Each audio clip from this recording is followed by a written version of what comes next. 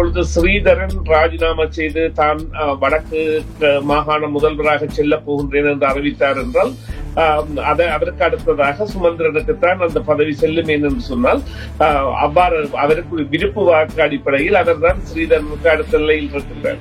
மனித உரிமை, அதாவது ஐக்கிய நாடுகள் சபையின் மனித உரிமை பேரவையில் நிறைவேற்றப்பட்ட தீர்மானத்திற்கு இலங்கை அரசாங்கத்தை இணங்க செய்வதற்குரிய பேச்சுவார்த்தைகள் முன்னெடுக்கப்பட்டு வருவதாகவும், தையிட்டியில் இந்த கட்டப்பட்ட இந்த பிகாரை சம்பந்தமான போராட்டம் என்பது பல ஆண்டுகளாக இடம்பெறுவதாகவும் தற்பொழுது அது முனைப்பு பெறுவதாக இருந்த பொழுதிலும் அவர்களுடைய இந்த போலீசாரின் செயற்பாடு என்பது நிச்சயமாக அவர்களுடைய ஆதரவு பெற்றதா இல்லையா என்பது அடுத்து அறிய வேண்டிய ஒரு தேவை உள்ள ஒரு விடயமாக மாறியுள்ளது என்பதில் எந்த மாற்ற கருத்தும் இல்லை.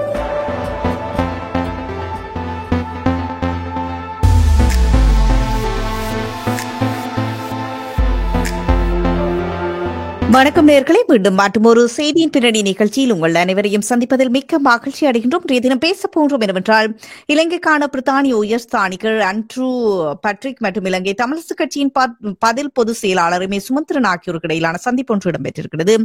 அது பற்றி பேச போன்றோம். தகவல்களை கேட்டறிவதற்காக சுரேஷ் தர்மாவை இணைத்துக் கொள்ள போன்றோம். வணக்கம் சுரேஷ் தர்மா.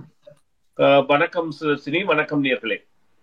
ஆமாம், மீண்டும் வரவேற்கின்றோம் உங்களை நிகழ்ச்சிகளுக்கு. நாங்கள் முதலில் குறிப்பிட்டது போல இலங்கைக்கான பிரித்தானிய உயர்ஸ்தானிகர் ஆண்ட்ரூ பட்ரிக் மற்றும் இலங்கை தமிழரசு கட்சியின் பதில் பொதுச் செயலாளர் சுமந்திரன் அவர்களுக்கு இடையில் நேற்றைய தினம் கொழும்பில் பிரித்தானிய உயர்ஸ்தானிகர் ஆலயத்தில் சந்திப்பு ஒன்று இடம்பெற்றிருக்கின்றது. அவர்கள் என்னென்னவெல்லாம் பேசியிருக்கின்றார்கள், அதை பற்றி குறிப்பிட முடியுமா? நிச்சயமாக இது பத்திரிகைகளில் வந்த செய்திகளை வைத்துத்தான் நாங்கள் இதனை பார்க்க வேண்டியதாக உள்ளது.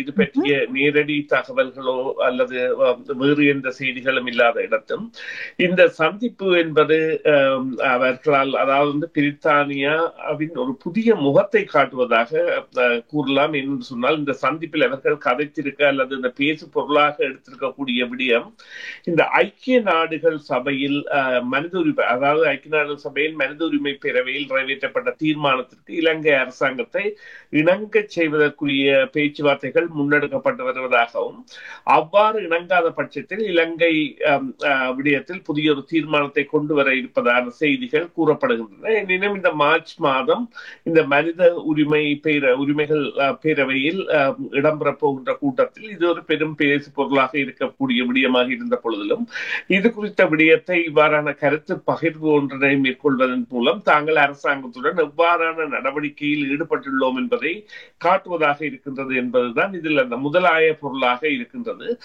இது நிச்சயமாக ஒரு ஆரோக்கியமான விடயம். அதாவது நல்லிணக்க அரசாங்கம் அல்லது புதிய ஒரு அரசின் மீதான தமிழ் மக்களின் நம்பிக்கை என்பதற்கு மேலாகவும் தமிழ் மக்கள் குறித்த அக்கறை நாடுகளிடையே இருக்கின்றது என்பதற்கான சான்றாக நாங்கள் இதனை எடுத்துக்கொள்ளலாம். அவர் கூறியிருக்கின்றார் அந்த சந்திப்பின் போது, அமெரிக்கா ஐக்கிய நாடுகள் மனித உரிமைகள் பேரவையில் இருந்து விலகினாலும் கூட அந்த ஆதரவினை, அமெரிக்காவினுடைய ஆதரவினை பெற்றுக்கொள்ள முடியும் அப்படி சொல்லியிருக்கின்றார். அது எவ்வாறு சாத்தியமாகும் என்று நினைக்கின்றீர்கள்? அதாவது அமெரிக்கா இவ்வாறு விலகுவது இது முதல் தடவை இல்லை. அமெரிக்கா முன்னரும் பல காலங்களிலும் இவ்வாறு செய்திருக்கின்ற பொழுதும் இன்றைய நடைமுறையில் இது எவ்வாறு செல்லும் என்பது தெரிவிக்கப்பட முடியாத ஒரு சூழ்நிலையாக டொனால்ட் ட்ரம்ப் அவர்களுக்கு கொடுக்கப்பட்ட அதிகாரம், மக்களால் கொடுக்கப்பட்ட அதிகாரமும் அவருக்கு இருக்கின்ற அதாவது ஆதரவும் இரண்டு சபைகளிலும் பெரும்பான்மையும் எவ்வாறான நிலைகளை ஏற்படுத்தும் என்று தெரியாத பொழுதிலும் இந்த தென்னாசிய விவகாரங்களுக்கான அதாவது கட்டமைப்பு அல்லது திணைக்களம் அல்லது மேசி என்பார்கள், அந்த திணைக்களமானது அவர்கள் எவ்வாறு இதில் செயற்படுவது என்பதை நிச்சயமாக தங்களுடைய தூதுவர் போன்றவர்களின் ஆலோசனைகளையும் பெற்றுத்தான் செய்வார். எனவே அமெரிக்க தூதுவர் கூட இந்த விவகாரங்களை தெளிவாக அறிந்தவர் என்றபடியால் இந்த பிரித்தானிய தூதுவரின் கருத்தானது நிச்சயமாக ஒரு சாத்தியப்படக்கூடிய தன்மை உடையதாக அல்லது சற்றே தங்களுடைய பக்கத்தில் வைத்திருக்கக்கூடியதாக இருக்கிற ஒரு சந்தர்ப்பத்தை அல்லது நம்பிக்கையை கொடுக்கின்றது. இது நிச்சயமாக வரவேற்கத்தக்க கேள்வி கூட, உங்களுடைய கேள்வி கூட ஒரு வரவேற்கத்தக்க கேள்வி. ஏனென்று சொன்னால் இந்த விடயம் என்பது நிச்சயமாக அந்த மேற்குலகின் பார்வை எவ்வாறு இருக்கும் அல்லது அந்த பொறுப்பு கூறலுக்கான நடவடிக்கைகளை எவ்வாறு இவர்கள் கொண்டு செல்ல போகிறார்கள் என்பதை கண்டறிவதற்காக இருக்கக்கூடும். அடுத்த கேள்வியாக தையிட்டி சட்டவிரோத விகாரைக்கு எதிராக போராட்டத்தில் ஈடுபட்டமை தொடர்பாக வாக்குமூலம் ஒன்றை பெறுவதற்காக தேசிய மக்கள் முன்னணியின் பொதுச் செயலாளரும் முன்னாள் நாடாளுமன்ற உறுப்பினருமான செல்வராஜா கஜேந்திரனுக்கு அழைப்பு விடுக்கப்பட்டிருக்கிறது.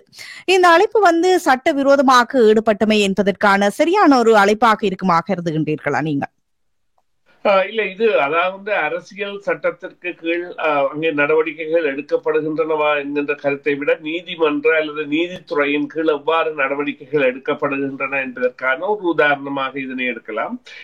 நிச்சயமாக அவர்கள் இவ்வாறான வேண்டுகோளை விடுத்தது அல்லது வாக்குப்பதிவை மேற்கொள்ள முயன்றது என்பது அவர் இதில் ஒரு கனமான பாத்திரத்தை வகித்திருக்கின்றார் அல்லது அவருடைய நடவடிக்கைகள் இதில் அதாவது அதீதமாக இருக்கின்றன என்பதற்காக அவர்கள் இவ்வாறான ஒரு நடவடிக்கையை எடுக்கின்றார்கள் என்று நினைக்கலாம். ஆனால் அது கூட ஒரு மிரட்டல் தொனியிலான நடவடிக்கையாக பார்க்க கூடியதாக இருக்கும் என்றால் இந்த புதிய அரசாங்கம் வந்ததன் பிறகு இவ்வாறான நடவடிக்கைகள் என்பன குறையும் என்பது போன்ற சந்தர்ப்பங்கள் இருந்திருந்தாலும் இது இப்பொழுது நீங்கள் குறிப்பிட்டது போல அந்த கருத்து பகிர்வை அல்லது அவருடைய கருத்தை அறிவதற்காக அதாவது இந்த விடயத்தில் அவருடைய தலையீடு எவ்வாறு அல்லது இந்த விடயத்தில் அவருடைய நிலைப்பாடு எவ்வாறு என்பது போன்ற விடயங்களை அறிவதாகத்தான் இருக்க முடியும் என்று சொன்னால் யாருமே குற்றச்சாட்டி அவர் அங்கே அழைக்கப்படவில்லை. எனவே குற்றச்சாட்டுகள் இன்றி எவ்வாறு அழைக்கப்படுகின்ற பொழுது கருத்தறியும் ஆனால் அதிகாரபூர்வமான ஒரு நிலைப்பாட்டை வெளிப்படுத்துகின்ற தன்மையாக இருக்கும். இது எவ்வாறு நடைபெற போகின்றது என்பது நிச்சயமாக இந்த புதிய அரசாங்கத்திற்கு ஒரு அதாவது சட்டம் தொடர்பான நடவடிக்கைகள் குறித்து அவர்களுடைய கை எவ்வாறு இருக்கின்றது என்பதை காட்டும் என்று சொன்னால் இந்த தையிட்டியில் இந்த கட்டப்பட்ட இந்த விகாரை சம்பந்தமான போராட்டம் என்பது பல ஆண்டுகளாக இடம்பெறுவதாகவும் தற்பொழுது அது முனைப்பு பெறுவதாக இருந்த பொழுதிலும் அவர்களுடைய இந்த போலீசாரின் செயற்பாடு என்பது நிச்சயமாக அவர்களுடைய ஆதரவு பெற்றதா இல்லையா என்பது அடுத்து அறிய வேண்டிய ஒரு தேவை உள்ள ஒரு விடயமாக மாறியுள்ளது என்பதில் எந்த மாற்ற கருத்தும் இல்லை. அடுத்த கேள்வியாக எம் ஏ சுமந்திரன் மற்றும் செல்வராஜா கஜேந்திரன் இருவருமே இப்பொழுது முக்கியத்துவப்படுத்துகின்றார்கள். இவர்கள் இனிவரும் காலங்களில் தங்களுடைய கட்சிகளில் மீண்டும் திருப்பி பாராளுமன்றம் செல்வதற்கான வாய்ப்புகள் இருக்கின்றது, அவ்வாறு கருதுகின்றீர்கள்? இல்ல, இந்த விவகாரத்தில் இவர்களுடைய பங்களிப்பு என்பது நிச்சயமாக தேவை என்பது அல்லது இருக்கின்றது என்பதை காட்டுவதாக அமைந்திருக்கின்றது.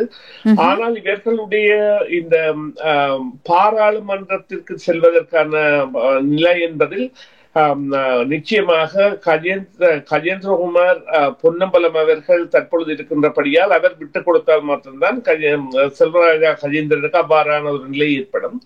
அதே போல சுமந்திரனுக்கு அதாவது தேசிய பட்டியல் பாராளுமன்ற உறுப்பினர் பதவி விலகினால் அதன் மூலம் செல்லக்கூடிய சந்தர்ப்பம் இருந்தாலும் தான் அவ்வாறு பாராளுமன்றம் செல்ல மாட்டேன் என்பதை தெரிவித்த ஒரு அரசியல்வாதியாக அவர் இருக்கின்றார். தான் மக்களின் ஆதரவுடன் தான் செல்வேன் என்கின்ற தெரிவித்த ஒரு கருத்து என்பது தற்பொழுதும் இருக்கின்றது. எனவே அதனை மீறி அவர் அவ்வாறு செயற்படுவாரா என்கின்ற ஐயம் இருக்கின்றது. அதேபோல சில வேளைகளில் கட்சியின் அழைப்பு அவ்வாறு இருந்தால் அல்லது தேவை இருந்தால் தேவை காணப்படும் இடத்து செயற்பாடுகளை அதிகரிக்கக்கூடும். அவரது செயற்பாடுகள் என்பது அதிகரிக்கக்கூடும். ஆனால் தான் அந்த அவ்வாறு பாராளுமன்றம் செல்ல மாட்டேன் என்று அவர் சொன்ன விடயம் எவ்வாறான நிலைமைக்கு இட்டு செல்லும் என்பதை நாங்கள் கருத வேண்டும். மறுபக்கமாக இருந்த விடயங்களை பார்த்தால் ஆமா இந்த இருவருக்குமே அந்த அதாவது இரண்டாம் நிலை தலைவர்கள் என்பதை விட அந்த தலைவர்களுடனான ஒரு பொருதுகை அல்லது அவர்களுடன் ஒத்துப்போதல் போன்ற செயற்பாடுகளில் ஈடுபட வேண்டிய அல்லது அந்த கொண்டு நடத்த வேண்டிய தேவை உள்ள கருதியில் உள்ளவர்களாக இருக்கின்றார்கள். அந்த நிலையில் அவர்களுடைய பங்கு என்பது நிச்சயமாக அடுத்த தேர்தலில் அவர்களுக்கு ஒரு முனைப்பை தரலாம் அல்லது இருக்கின்ற பாராளுமன்ற உறுப்பினர்கள் ராஜினாமா செய்தால். இப்பொழுது ஸ்ரீதரன் ராஜினாமா செய்து தான் வடக்கு மாகாண முதல்வராக செல்ல போகின்றேன் என்று அறிவித்தார் என்றால் அவருக்கு அடுத்ததாக சுமந்திரனுக்குத்தான் அந்த பதவி செல்லும் என்று சொன்னால் அவ்வாறு அவருக்கு விருப்பு வாக்கு அடிப்படையில் அவர் தான் ஸ்ரீதரனுக்கு அடுத்த நிலையில் இருக்கின்றார்.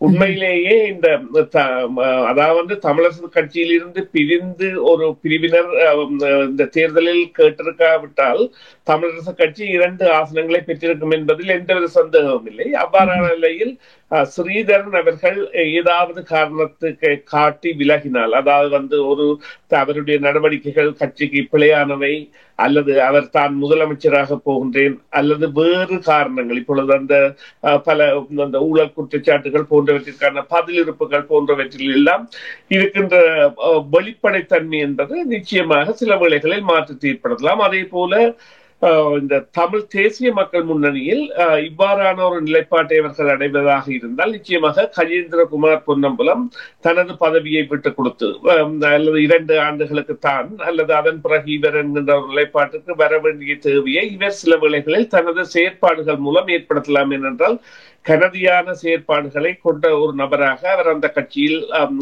காணப்பட்டிருக்கின்றார். இவ்வாறு தமிழரசு கட்சியில் சுமந்திரன் அடையாளம் காணப்பட்டாரோ அது போன்ற ஒரு அடையாளப்படுத்தலுக்கு இந்த செல்வராஜா கஜேந்திரனும் உட்படுத்தப்பட்டிருக்கின்றார் என்பது உண்மை. நன்றி சுரேஷ் சர்மா, உங்களுடைய தகவல்களுக்கு கருத்துக்களுக்கு மீண்டும் ஒரு பொழுதில் சந்திப்போம். நன்றி, வணக்கம். நன்றி சுதர்சினி, நன்றி நேயர்களே, மீண்டும் ஒரு பொழுதில் சந்திப்போம். சிஎம்ஆர் யூடியூப் சேனலில் இணைந்திருக்கும் நேயர்கள் அனைவருக்கும் எமது நன்றி. காமெண்ட்ஸ் பகுதியில் உங்கள் கருத்துக்களை தெரிவிக்க தவறாதீர்கள். முக்கிய செய்திகள், காணொளி தொகுப்புகள், நேர்காணல் என பலதரப்பட்ட அம்சங்களையும் உங்களுக்காக தருகின்றது சிஎம்ஆர் யூடியூப் சேனல். சிஎம்ஆர் என்று சர்ச் செய்து எமது யூடியூப் சேனலை சப்ஸ்கிரைப் பண்ணுங்கள். உங்கள் உற்றார் உறவினர் நண்பர்களோடும் இந்த காணொளி தொகுப்புகளை பகிர்ந்து கொள்ளுங்கள். அருகில் இருக்கின்ற முக்கிய காணொளி தொகுப்புகளையும் தவறவிடாமல் பாருங்கள்.